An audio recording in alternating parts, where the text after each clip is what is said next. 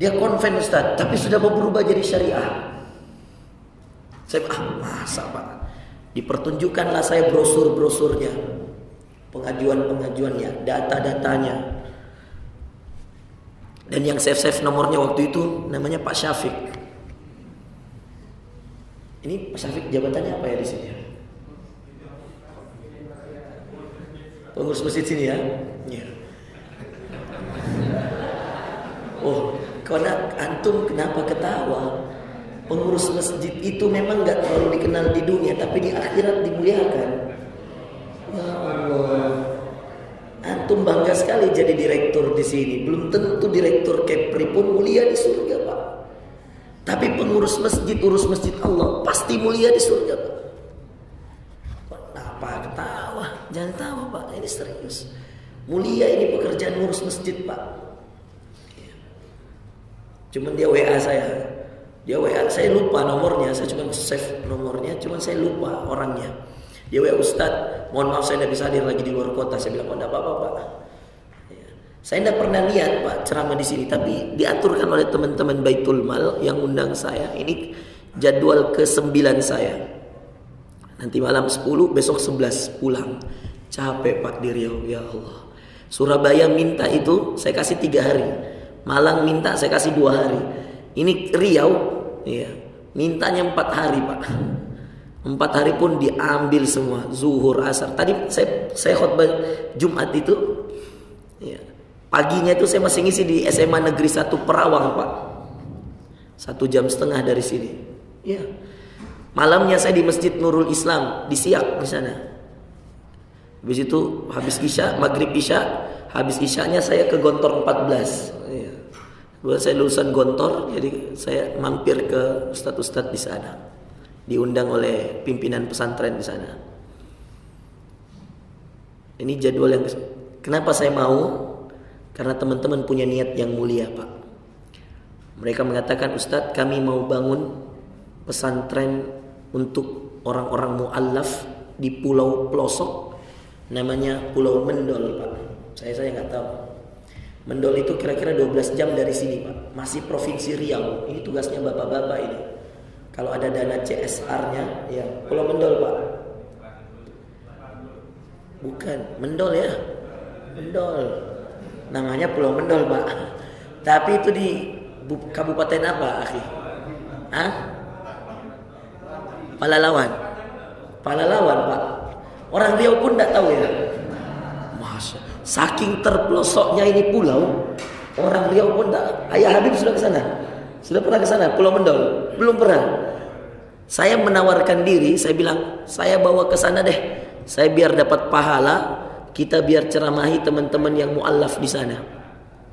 Tapi kata dia, Ustadz, perjalanan sini ke sana 12 jam. Pergi, pulang 12 jam. Total 24 jam. Kalau begitu saya bilang, kalau begitu antum aja yang ke sana, saya cukup galangkan dana. Kesepakatan saya dengan mereka, saya ceramah ini, setiap titik saya ceramah, saya bantu mereka untuk menggalang dana untuk bangun pesantren masjid di Pulau Mendol. Ya. Nanti bikin proposal, teman-teman di Baitul Mal, masukkan ke Bank Kepri. Kalau nggak cair, ditanya malaikat maut mereka. Ya, begini aja, namanya kita ngajak orang dalam kebaikan. Ya. Dana-dana CSR itu Pak alirkan untuk hal-hal begini Pak. Ya, apalagi kalau memang betul-betul Bank Kepri ini mau berubah jadi syariah. Sudah berubah atau belum? Proses ya. Kira-kira berapa lama lagi Pak? Setahun ada? Tapi insya Allah jadi ya. Jadi kalau jadi berarti bank daerah pertama yang berubah jadi syariah. Atau yang kedua setelah Aceh ya. Yang pertama apa? Aceh, kedua NTB. Oh ya. Ya Allah, mudah-mudahan Sulawesi Selatan juga ya Allah. Ya. Subhanallah. Bangga kita Pak kalau Kepri bisa berubah. Masyaallah. Baik Bapak Ibu sekalian yang dimuliakan Allah, saya dapat tema dari teman-teman mengenal dunia lewat dunia. Mungkin ada yang bertanya, Ustadz, gimana mengenal dunia lewat dunia? Bukannya kita lebih baik mengenal dunia lewat akhirat?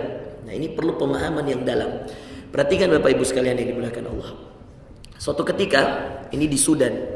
Saya kebetulan S1, S2, S3 di Sudan Bapak Ibu sekalian.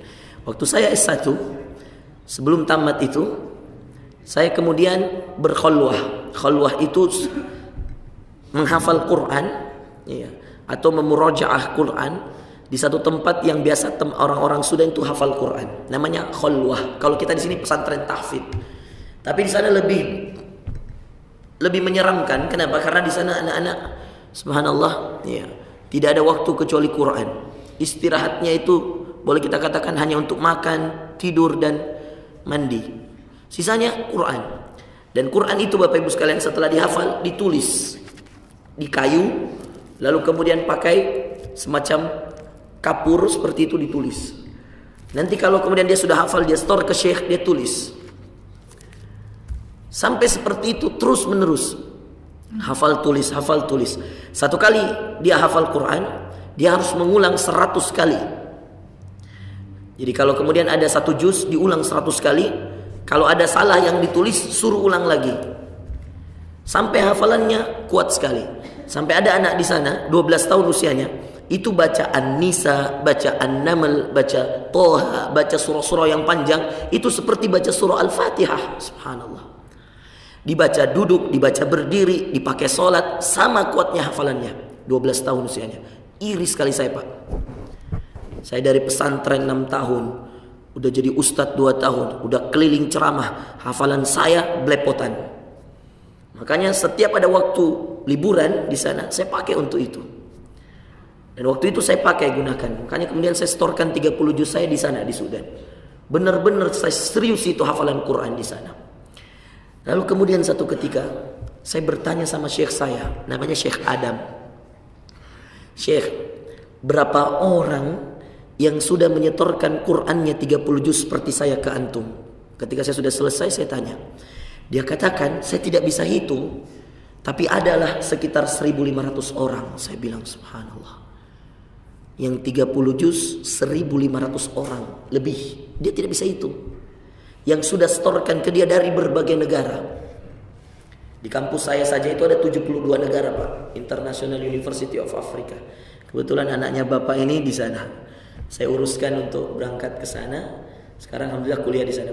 Ini Pak Habib namanya, yang di pojok kanan ini anaknya ada di sana. Kami uruskan, alhamdulillah berangkat ke sana. Beasiswa, alhamdulillah. Itu ada 72 negara, Pak.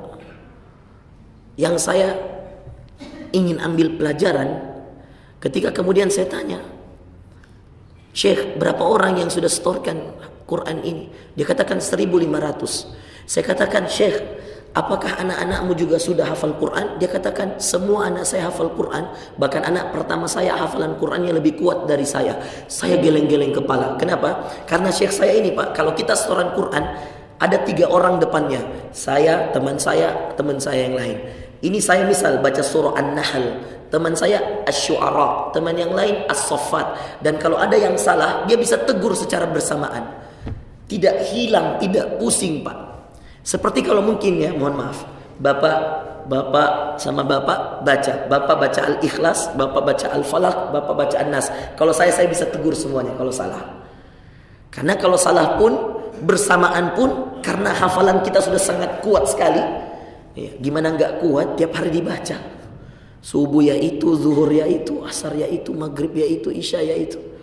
Sekali-sekali kalau sholat itu jangan itu terus, Bapak Ibu sekalian. Ya. Ada juga orang kalau sholat tuh andalannya inna a'toina, mesti ada itu, inna a'toina. Ya kalau tidak subuh rakaat kedua, ya maghrib rakaat kedua, atau isya rakaat kedua, ya Allah. Atau ada juga orang yang sukanya pasang-pasangan, Pak. Ya. Pasang-pasangan tuh macam mana, Ustaz? Pasang-pasangan tuh kalau subuh dia sukanya idza, pasangan idza. Rakaat pertama dia baca idza zulzilatil ardu zilzal. Sukanya rakaat kedua idza juga, Pak. Idza jaa nasrullah. Zuhur dia sukanya alam, Pak. Rakaat pertama alam nashrah laka sadr. Rakaat keduanya karena sukanya alam tara kaifa. Asar dia sukanya inna. Rakaat pertama inna anzalnahu fi lailat. Rakaat keduanya inna a'tayna kal kautsar. Maghrib andalan ini. Rakaat pertama qul ya ayyuhal kafirun. Rakaat keduanya qul huwallahu ahad. Isya sukanya qul lagi. Qul a'udzu birabbil falaq. Lawannya rakaat kedua qul a'udzu birabbin nas. Jadilah formasi idza alam inna kul. Sukanya seperti itu. 40 tahun hidupnya itu terus, Pak. Padahal Syekh saya mengatakan di Sudan, kata Syekh, Pak, seandainya kalian mau bersabar sedikit dengan Quran, tidak usah banyak-banyak, satu hari satu ayat atau satu hari 2 ayat, maka inna a'tayna itu akan kau dapatkan lebih panjang daripada surah yang lain. Saya kasih contoh, Pak. Inna a'tayna kal kautsar itu 3 ayat, Pak. Contoh hari ini kata Syekh, hafalan kamu 2 ayat. Saya kasih contoh, Pak. Toha ma anzalna 'alaikal qur'ana litashqa. Ini 2 ayat. Subuh pakai, zuhur pakai, asar pakai, maghrib kan kita ikut imam, isya kita ikut imam, ya subuh juga kadang-kadang kita ikut imam, atau mungkin kita jadi imam pakai 2 ayat, Pak. Tak besok tambah 2 ayat. Ma anzalna 'alaikal qur'ana litashqa illa tadhkiratan liman yakhsha tanzilan mimman khalaqal arda was samawatil ula. Bapak Ibu sekalian, ini 4 ayat lebih panjang Al-Kafirun yang Anda hafal. Al-Kafirun itu Anda dapatkan 4 baris, Pak. Ini 2 baris. Tapi kalau dihafal dipakai, maka Anda akan bertambah terus, Pak.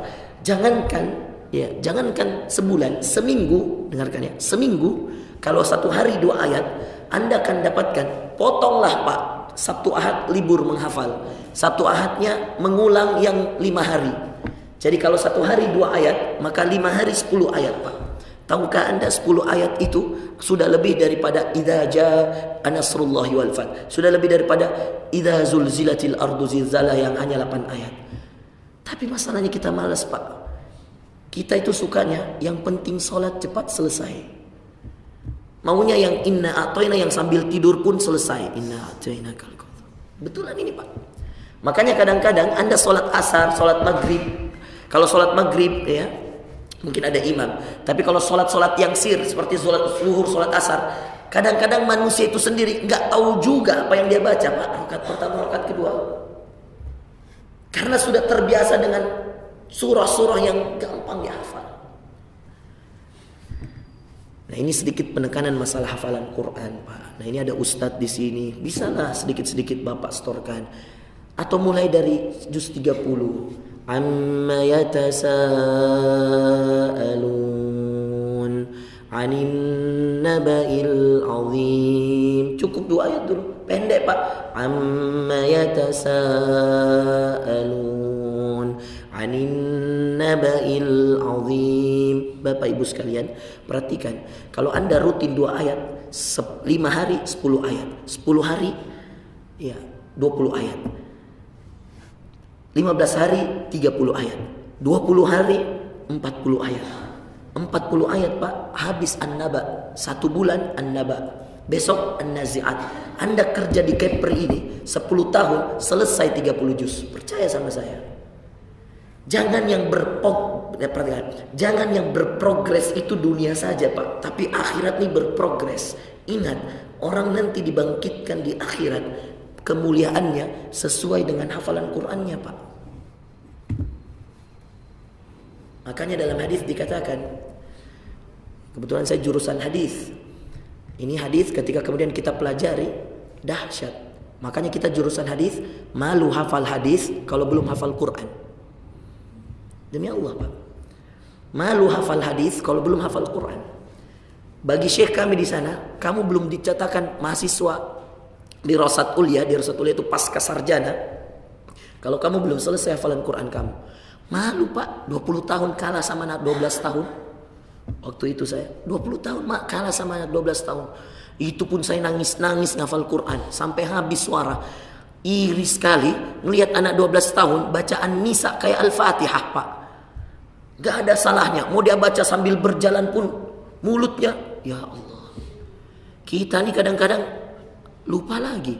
Hafal halaman ini, pindah ke halaman sebelah, halaman ininya yang lupa. Sering macam itu Pak. Tapi alhamdulillah kerja keras, semangat, dan kemudian ditemani dengan syekh yang sabar menghadapi kami, alhamdulillah selesai hafalan saya. Apa yang ingin saya katakan? Lihat Bapak Ibu sekalian, orang-orang akan disibukkan dengan dunianya, dan yang paling tahu tentang dunia akan mengerti bagaimana cara mendapatkan dunia. Saya katakan sama syekh, "Syekh, bagaimana dengan anak-anakmu?" Dia sebutkan, "Anak pertama saya pilot, hafal Quran. Anak kedua saya perempuan, dokter, hafal Quran. Anak ketiga saya masih sedang semester 8 di Fakultas Teknik di Universitas Khartoum, beasiswa, hafal Quran. Dia punya 4 anak. Anak saya yang bungsu sekarang SMP, juga juara 1. Saya bilang, di mana Syekh? Pikiran saya ini Pak, pikiran saya. Dia itu di Khartoum itu ibu kota Sudan.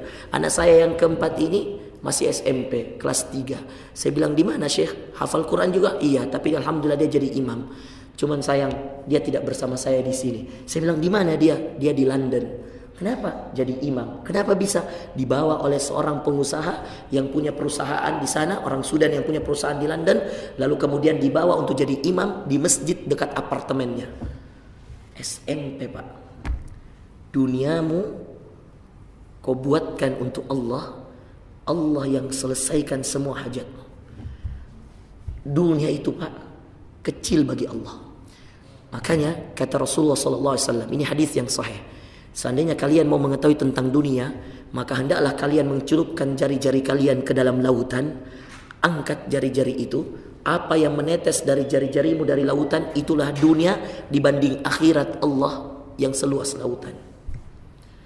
Bapak Ibu sekalian, mengenal dunia lewat dunia, yang tahu tentang pentingnya dunia akan bekerja maksimal di dunia untuk mengetahui bahwa dunia ini sebentar, dunia ini sementara, dunia ini singkat, maka tidak ada yang harus saya korbankan di dunia ini kecuali bermanfaat untuk akhirat kelak.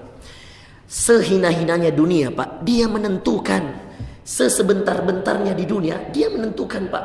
Anda mau sholat di akhirat, gak bisa Pak. Anda mau kembali mengaji di akhirat, gak bisa. Ini yang menentukan Pak. Yang kata Rasulullah dalam hadis riwayat Imam Ahmad, usia umatku 60 saja sampai 70 tahun. Yang sudah 50 ke atas, warning Pak. Saya nggak nakut-nakutin.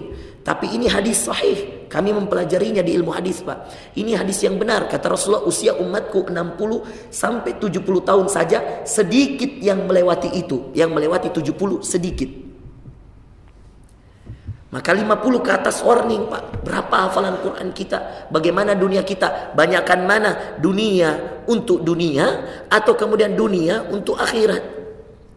Tapi kenali duniamu lewat duniamu. Bagaimana cara mengenali dunia lewat dunia? Beramallah baik-baik untuk duniamu. Karena yang kau amalkan di duniamu bermanfaat di akhiratmu. Siapa yang dunianya disibukkan dengan kebaikan, maka akhiratnya dijamin oleh Allah. Dan siapa yang dunianya disibukkan dengan dunia, maka akhiratnya tidak ada jaminan. Itulah kenapa kita diajarkan doa. Dalam hadis Rasul mengatakan, kata Anas bin Malik, kana min aktsari du'a, sungguh doa yang paling banyak diulang oleh Rasulullah sallallahu alaihi wasallam, Rabbana atina fid dunya hasanah wa fil akhirati hasanah wa qina adzabannar. Tahu Anda bagaimana turunnya ayat ini? Ini doa ada juga dalam surah Al-Baqarah ayat 201. Sebelum doa ini ada doa 200, ayat ke-200 yang sama persis, cuman beda di akhirnya. Apa kata Allah? Wa minhum man yaqulu rabbana atina fid dunya wa ma lahum fil akhirati min khalaq. Di antara mereka kata Allah, ini doa permintaan orang yang dunia dia kenal, Tapi dunianya setelah dikenal tidak kemudian dimanfaatkan untuk mendapatkan akhirat. Dia cuma minta permintaan dunia, jabatan, harta, semua yang berkaitan dengan dunia, rezeki, dunia. Hari-hari doanya dunia. Maka Allah berikan dunia. Wa minhum man yaqulu rabbana atina fid dunya. Di antara mereka ada yang mengatakan, Rabbana, ya Tuhan kami, atina fid dunya, berikan pada kami dunia ini. Makanya jangan heran Pak, ada orang malas sholat, ada orang jarang sedekah, ada orang yang kemudian tidak mau mengaji, tapi lancar dunianya Pak. Banyak Pak, tidak usah heran. Karena ini diabadikan oleh Allah dalam ayat ini. Diberikan dunia Pak. وَمِنْهُمْ مَنْ يَقُولُ رَبَّنَا آتِنَا فِي الدُّنْيَا حَسَنَةً. Lihat, lawannya ada yang minta dunianya itu diberikan untuk kebaikan di dunia. Kebaikan itu ya salat, ya mengaji, ya hafal Quran, ya bersedekah. Minta agar Allah menjadikan dunia ini tempat berbuat baik. Makanya namanya hasanah. Hasanah itu kebaikan. Ya Allah, berikan padaku di dunia ini kebaikan. Bukan rezeki saja Pak. Kebaikan itu luas. Kesehatanmu dipakai untuk kebaikan. Hartamu dipakai untuk kebaikan. Lisanmu yang bisa berbicara dipakai untuk kebaikan mengaji. Matamu yang bisa melihat dipakai untuk kebaikan mengaji. Tanganmu yang bisa bergerak dipakai. Itu arti dari Rabbana atina fid dunya hasanah. Ya Allah, berikan padaku kebaikan di dunia. Apa kebaikan di dunia? Semua yang dititipkan Allah kepadamu kau gunakan untuk ketaatan. Itulah kebaikan di dunia. Makanya tadi yang pertama, ketika dia mengatakan Rabbana atina fid dunya, dia hanya minta, ya Allah berikan padaku di dunia ini. Berikan aku dunia ini, berikan aku semua yang ada di dunia ini. Dia tidak mengucapkan hasanah. Maka coba lihat aneh, ayatnya di ayat 200 dan 201. Kata Allah, wa ma lahum, dan mereka tidak punya apa-apa, fil akhirati min khalaq. Mereka tidak punya apa-apa di akhirat. Dapat dunianya, minta jabatan Pak dikasih Allah. Dia mau sholat ke masjid, tidak ke masjid, mau mengaji, tidak mengaji, mau sedekah, tidak sedekah, minta dunia dikasih. Asal dia berdoa dikasih. Tapi ingat kata Allah, wa ma lahum, tidak ada baginya fil akhirah, di akhirat nanti min khalaq, bagian jatah untuknya. Sudah habis di dunia. Jadi ketika dia cari pahalanya di akhirat, Allah katakan, sudah saya bayar dengan duniamu. Jadi Allah tidak punya utang padanya. Sudah saya bayar dengan duniamu. Jadi apa yang dia dapatkan di akhirat? Tinggal siksaan Pak. Makanya tercela orang yang kalau berdoa itu cuma minta doa. Cuma minta dunia dalam doanya. Pak, ini saya ajarin cara berdoa ya. Tapi mudah-mudahan jangan ada yang tersinggung. Sebagian orang Indonesia itu kalau berdoa Pak, dan ini sering sekali saya temukan, sering sekali, karena banyak yang konsultasi di Jakarta, di Surabaya, di mana tempat-tempat saya ceramah, ketika bertanya, saya tanya apa doa Anda, selalu dia sebutkan tentang dunia. Rata-rata orang Indonesia kalau berdoa itu urutan doanya, ya, urutan doanya rata-rata selalu rezeki. Paling prioritas bagi mereka itu rezeki. Lalu next, jabatan. Ini yang paling banyak orang minta. Ya. Apalagi kalau dia pegawai negeri, apalagi kalau dia PNS, apalagi kalau dia perkantoran, jabatan. Ya. Lancar rezekinya, lancar. Tidak pernah ada yang kemudian ketika berdoa itu betul-betul fokus dulu. Ya Allah, ampuni dosaku ya Allah. Fokusnya selalu ya Allah, lancarkan rezekiku. Nanti akhir-akhir baru kemudian minta ya Allah, ampuni dosaku. Padahal mestinya kita fokuskan pada apa? Pada ampunan dosa. Ini akhirat. Maka lihat Bapak Ibu sekalian, apa isi doamu, itu kualitas dirimu. Jadi orang yang isi doanya, mohon maaf ya, dunia semua, rezeki, jabatannya dilancarkan, utangnya dilunaskan, kemudian mobilnya bisa diganti dengan yang baru, rumahnya bisa beli yang baru. Ya Allah, bantulah aku untuk membeli rumah di sana. Salah enggak? Enggak salah. Salah enggak Ustaz saya minta dunia? Enggak salah Pak. Tapi itu menentukan kualitas dirimu. Segitu aja kau harapkan dari dunia, yang kata Rasulullah, kau masukkan tanganmu ke dalam lautan, angkat tangan itu, lihat yang menetes dari jari-jarimu, itulah dunia dibanding akhirat. Makanya enggak pernah berbanding Bapak Ibu sekalian. Enggak bisa berbanding. Makanya dalam Al-A'la dikatakan, iya, wal akhiratu khairun wa abqa. Wal akhirah khairu wa abqa. Padahal akhirat itu lebih kekal, lebih baik dan lebih kekal. Kata Allah dalam ayat sebelumnya, bal tu'thirunal hayatad dunya. Tapi kalian manusia selalu lebih milih dunia. Yang kalian pusingi dunia. Kita ini lebih pusing kalau kita di PHK daripada kemudian kita tidak diampuni dosa kita. Kita lebih sulit tidur kalau gaji kita terlambat daripada kemudian kita tidak bangun tahajud. Coba. Kita ini menangis kalau rumah kita kebakaran, tapi tidak menangis kalau kita terlambat sholat subuh. Lihat dunia kita, kenali dunia kita, Pak. Jangan sampai duniamu mengalahkan akhiratmu, dan itulah yang selalu dibawa oleh syaitan ke dalam diri kita agar kita mencintai dunia. Makanya kata Rasulullah, nanti di akhir zaman kita ini akan kalah padahal jumlah kita banyak. Kenapa? Karena rata-rata kita semua punya penyakit wahan, al-wahnu.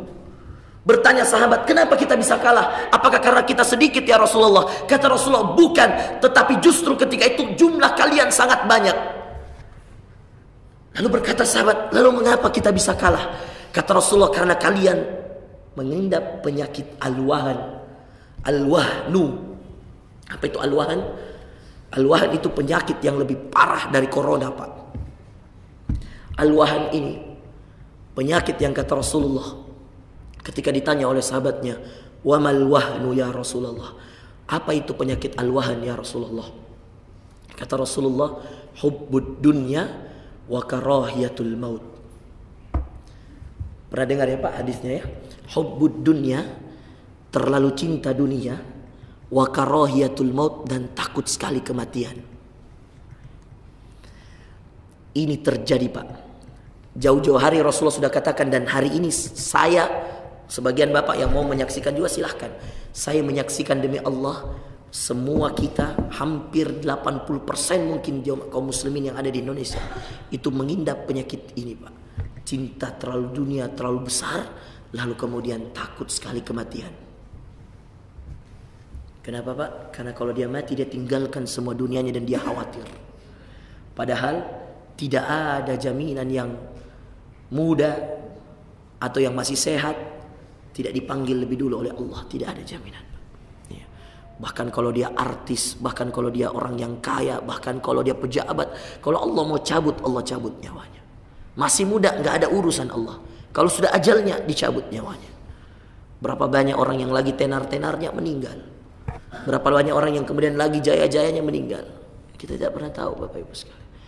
Maka inilah yang kita katakan dunia ini. Makanya syaitan itu yang paling pertama dia masuki kita Bapak Ibu sekalian. Dengan apa? Membawa dunia ini Pak. Tipuan dunia. Dia berikan pada Anda. Ditawari Anda dunia ini. Lalu kemudian sebagian menghalalkan segala cara untuk dunianya. Kenapa? Karena dia tidak mengenal baik dunianya. Maka kenali baik-baik duniamu. Ingat, duniamu hanya seperti mengangkat jari-jari, mengangkat tanganmu ketika kau masukkan ke dalam lautan dan kau angkat yang menetes dari jari-jarimu, itulah dunia. Sedikitnya itu dunia dibanding akhirat. Yang kedua, kenali duniamu. Lihat, duniamu terbatas. Akhirat Allah tanpa batas. Dunia terbatas. Kenapa terbatas? Usia kita cuma 60-70 tahun. Kalau tidak dipakai untuk atina fid dunya hasanah, rugi. Kalau hanya cari dunia, demi Allah Pak, Anda tidak akan pernah menjadi orang terkaya di dunia. Percaya. Anda kerja beratus-ratus tahun di Kepri pun Anda tidak akan pernah jadi orang terkaya di dunia Pak. Jangankan di dunia, di Kepulauan Riau aja belum tentu Pak. Dan kalau Anda punya 3 rumah, berapa yang kau tiduri Pak? Berapa yang kau tinggali? Sisanya dipakai siapa? Bisa jadi rebutan antara anak warismu. Kau punya mobil 10, berbangga dengan berbagai macam mobil Eropa. Apa yang kau bisa lakukan dengan itu? Ingat, sifat dunia yang kedua, kenali duniamu.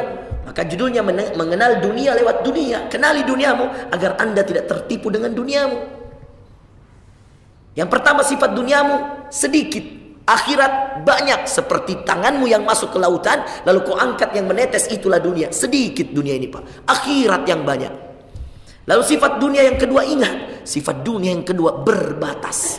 hidupmu berbatas di dunia, tapi di akhirat tanpa batas. Akhirat itu Pak, tidak ada lagi kematian.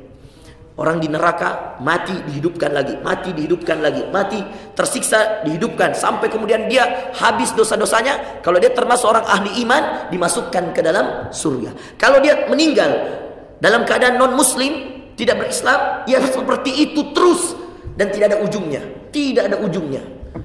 Dibakar, disetrika, disiksa sampai mati hidup lagi, mati hidup lagi sampai selamanya. Makanya dikatakan wa abqa, kekal. Akhirat itu kekal. Kekal itu karena tidak ada lagi ujungnya. Dunia ini masih berujung, itu yang kedua. Terbatas, akhirat tanpa batas. Yang pertama tadi dunia sedikit, akhirat banyak. Yang ketiga, kenali duniamu. Bahwa dunia menipu, akhirat tidak menipu. Dunia palsu, akhirat nyata. Apa yang saya katakan tentang palsu? Lihat ayat Allah.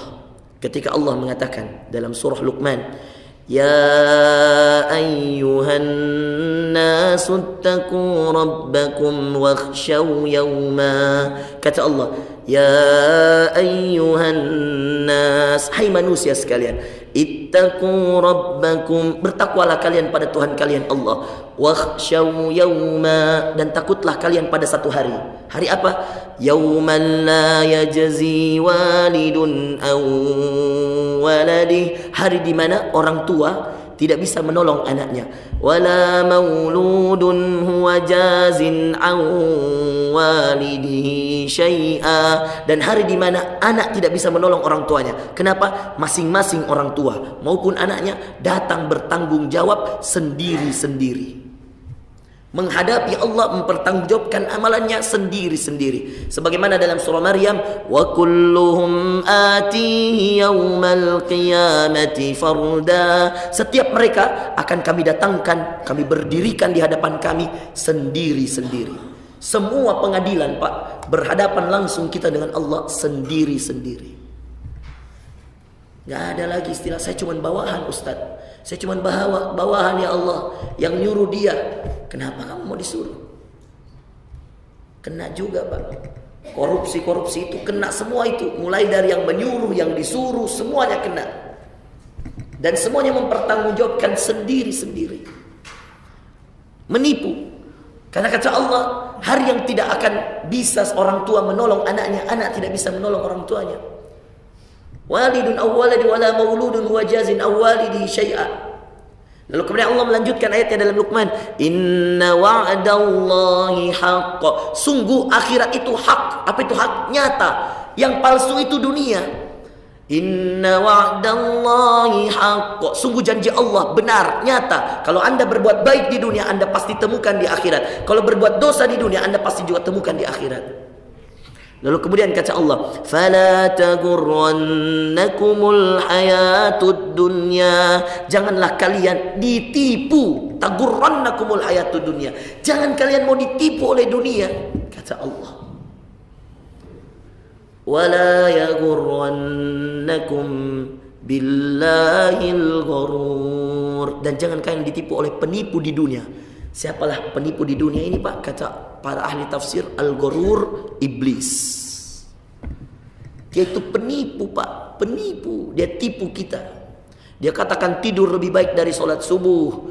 Tidak apa-apa kau lakukan ini, nanti bisa bertaubat. Belum sempat bertaubat sudah mati duluan. Banyak cara dia menipu kita Pak. Iblis. Dan begitu yang ditawarkan iblis tentang dunia ini kepada kita. Maka Anda tidak akan pernah bahagia kalau, perhatikan, orientasimu dunia. Yang keempat sebelum terakhir Bapak Ibu sekalian. Ini sudah 3 ya. Kenali dunia lewat dunia. Dunia yang pertama Bapak Ibu sekalian yang tadi saya katakan. Ya, bahwa dunia ini sedikit, akhirat banyak. Yang kedua, dunia berbatas, akhirat tanpa batas. Yang ketiga, kenali bahwa dunia ini palsu Pak. Sehebat-hebatnya palsu. Kenapa dikatakan palsu? Karena Anda tidak bisa nikmati semua. Kenikmatannya itu semu. Coba Pak, Anda punya aset miliaran, rumah banyak, apartemen banyak, bahkan mungkin sebagian punya apartemen di Jakarta dan seterusnya. Anda tidak bisa nikmati semua, Pak. Ada saja yang nikmati anakmu, yang nikmati orang lain, banyak saja kejadian yang membuat Anda sadar bahwa capek-capek Anda mencarinya, belum tentu Anda menikmatinya. Itu dunia, maka palsu.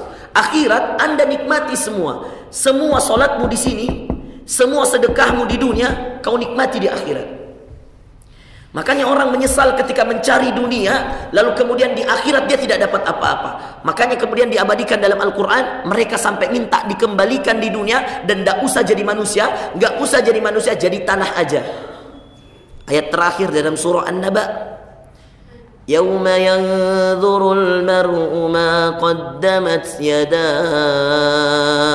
wa yaqulul kafiru ya laitani kuntu turaba.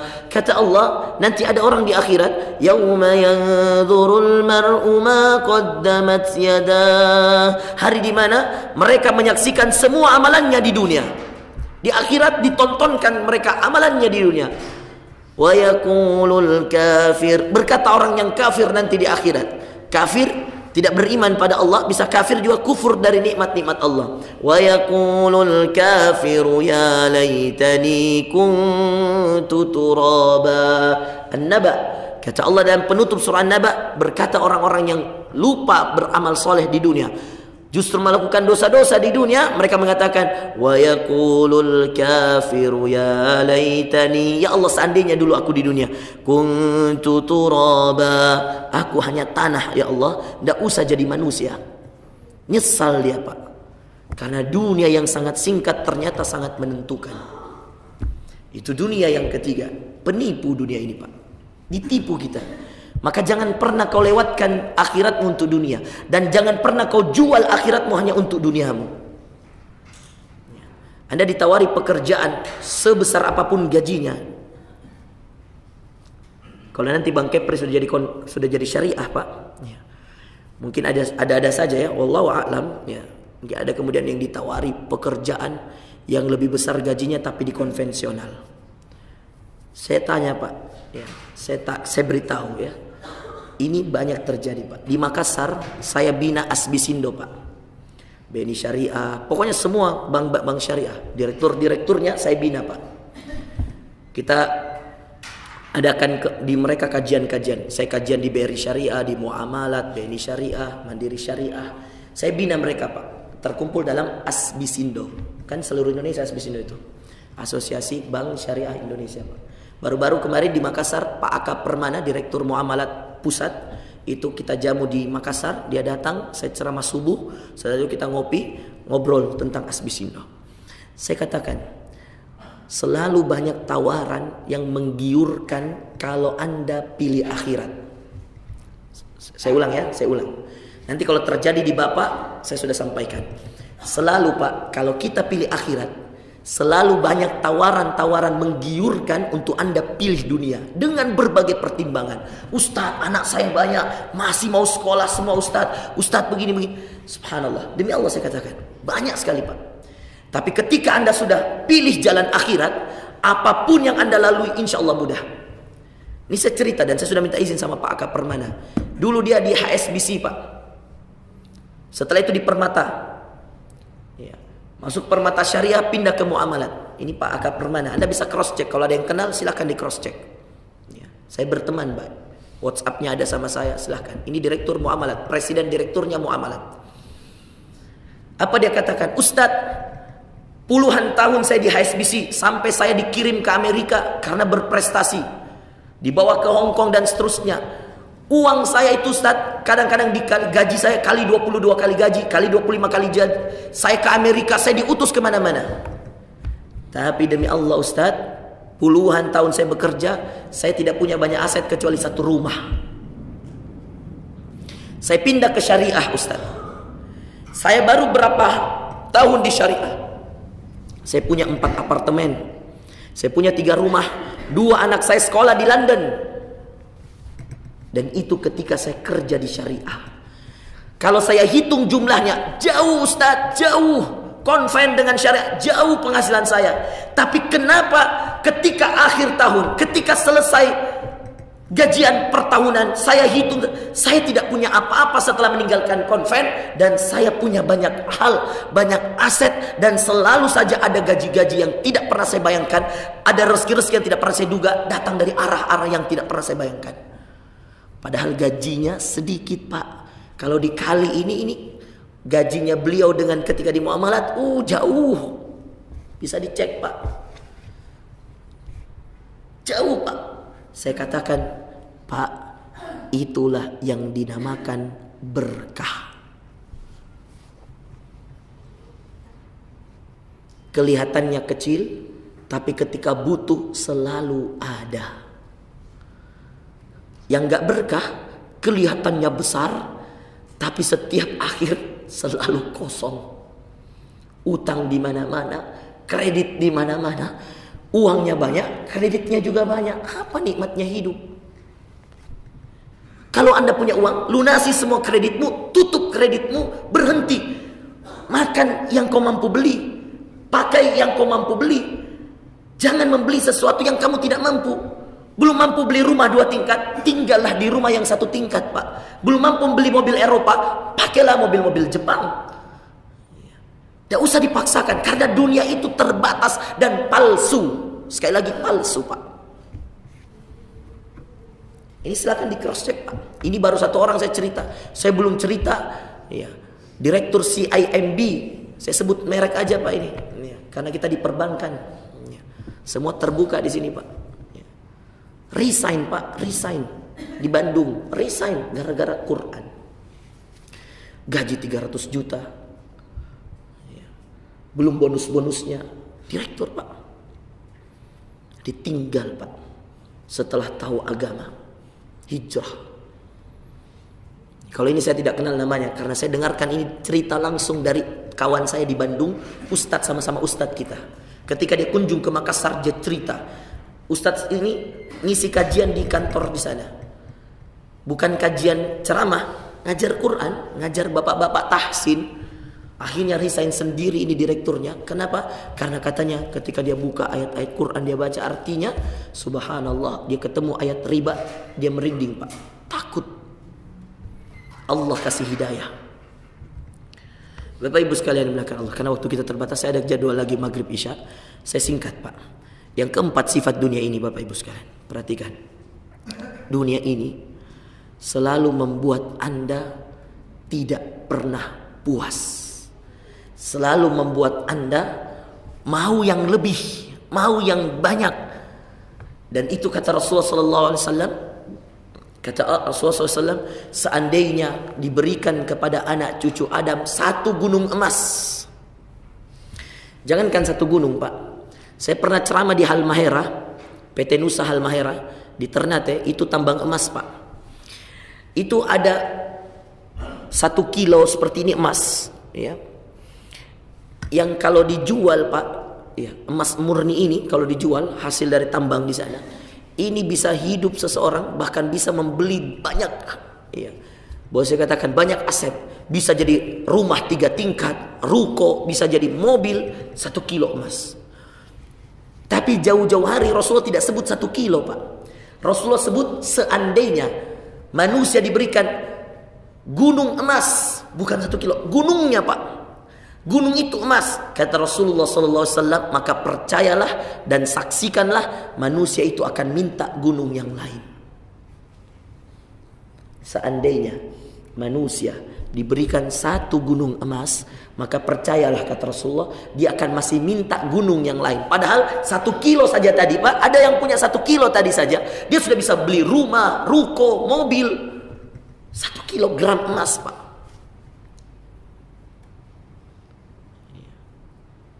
Bagaimana dengan orang-orang yang punya 1 gunung? Tapi kata Rasulullah, dia masih berharap gunung yang lain. Dan itulah sifat dunia. Maka kenali, Pak, dunia ini tidak ada ujungnya. Percaya sama saya. Anda mau ikuti stylish, Anda mau ikuti model, Anda mau ikuti zaman, sampai hari kiamat Anda tidak akan pernah berhenti.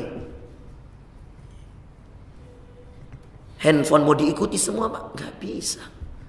Mobil mau diikuti semua, keluar yang baru, ganti yang lama, mau diikuti, gak bisa Pak. Sampai hari kiamat Anda gak akan menemukan ujungnya. Karena dijadikan sifat dunia itu menjadikan orang tamak terhadap dunia. Sifat yang terakhir Bapak Ibu sekalian. Dan ini menutup ceramah kita hari ini. Sifat dunia yang harus Anda kenal. Kenalilah dunia ini. Karena dunia ini fana Bapak Ibu sekalian. Dunia ini menipu. Tadi dunia ini sedikit. Tadi dunia ini palsu. Sekarang dunia ini apa Bapak Ibu sekalian? Dunia ini kejam. Sifat yang terakhir dari dunia Pak, kejam Pak. Kok bisa Ustaz? Karena Anda bayangkan Pak, dosa 1 jam setengah. 1 jam setengah menjadikan tersiksa kita selama-lamanya. Loh, apa yang dimaksud dengan 1 jam setengah Ustaz? Perhatikan ayat Allah. Yaum ka'alfi sanatim mimma ta'uddun. Kata Allah, 1 hari di akhirat. 1 hari di akhirat. Ka'alfi sanah, seperti 1000 tahun di dunia. Mimma ta'uddun, seperti hari yang kalian hitung. Jadi kalau kita menghitung 1 tahun itu 365 hari kira-kira, seperti itulah kata Allah, 1 hari di akhirat 1000 tahun seperti yang kalian hitung biasanya. 1 hari 1000 tahun. Perhatikan, 1 hari itu 24 jam Pak, 1000 tahun. Tadi kata Rasulullah, kan kita sudah dikasih rumusnya. Rumus Quran mengatakan 1 hari di akhirat 1000 tahun di dunia. Maka kita ambil rumus Rasulullah, usia umatku 60 sampai 70 tahun. Rasulullah sendiri diwafatkan di usia 63 tahun. Berarti taruhlah Pak, usia kita seperti Rasulullah 63 tahun atau 60 tahun. 60 sampai 70, antara ini usia kita. Yang lebih 70 sedikit Pak, sedikit sekali. Kenapa saya katakan dunia kejam? Karena bayangkan kalau usia 60 tahun itu dilihat di akhirat, yang tadi 1 harinya sama dengan 1000 tahun di dunia, maka usia kita selama 60 tahun hanya 1 jam setengah. Kejam Pak. Kita dibilang 60 tahun. Makhluk-makhluk di langit cuma bilang, ini manusia cuma 1 jam setengah dia hidup. Sombong kali dia. Cuma 1 jam setengah dia hidup, pelit sekali dia. Kasih amplop gak diisi. Diisi gak amplopnya tuh? Diisi Pak, ya. Buat teman-teman, bukan buat saya ya, jangan salah paham. Saya tidak ada ikatan kontrak dengan isi amplop Anda. Demi Allah haram bagi saya mengambil uang 1% pun dari amplop Anda. Saya datang sini Pak, saya mau dapat pahala untuk bangun pesantren di sana. Kalau tidak, Riau ini saya kasih 2 hari aja. Karena saya udah 3 kali ke Riau Pak, ya. Cuman tawarannya teman-teman ini pintar dia. Orang dia jago melobi. Ustaz, kita ada pesantren, Ustaz. Mu'allaf di sana. Ustaz tahu enggak? Itu di sana abang-abang Ustaz, banyak yang masuk Kristen. Hah? Masuk Kristen kenapa? Karena Ustaz, di sana ekonominya rakyat di sana sedikit Ustaz. Nah, itu lain cerita itu di mobil ya kan? Itu cerita di mobil. Pinteran tuh ya. Nah, orangnya di sini alhamdulillah. Tapi saya bilang enggak apa-apa. Oke, bismillah.